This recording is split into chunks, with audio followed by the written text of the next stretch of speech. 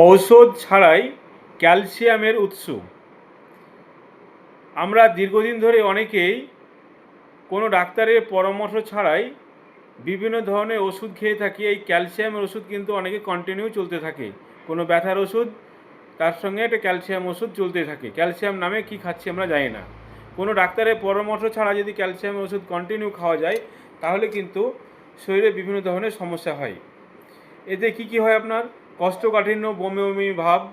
আপনার দীর্ঘদিন যদি ক্যালসিয়াম ট্যাবলেট খেয়েই থাকেন, তাহলে রক্তের মধ্যে আপনার হাইপার ক্যালসিয়ামিয়া নামক এক ধরনের সমস্যা তৈরি হবে, যাতে এই হাইপার ক্যালসিয়ামিয়া থেকে আপনার রক্তের ঘনত্ব বাড়িয়ে দিয়ে আপনার হৃদরোগে ঝুঁকি বাড়ায়। তাই ঔষধ ছাড়াই আপনার প্রাকৃতিক যে উৎস ক্যালসিয়ামের, সেটা খেলে অনেকটা নিরাপদে থাকবেন। 100 গ্রাম দুধে কত এমজি ক্যালসিয়াম থাকে, সেটা আমরা আজকে আলোচনার সঙ্গে সঙ্গে অন্যান্যগুলো দেখব। 100 গ্রাম দুধে 130 এমজি আপনার ক্যালসিয়াম থাকে। পালং শাক, এতে আপনার 250 এমজি। 100 গ্রাম কলমি শাকে আপনার থাকে 260 এমজি। মেথি শাকে থাকে আপনার 395 এমজি। পনিরে থাকে আপনার 200 থেকে 300 এমজি।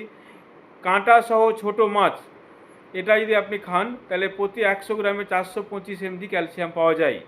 চিয়া সিড 640 গ্রাম, আপনার চিজ 700 থেকে 1000 এমজি।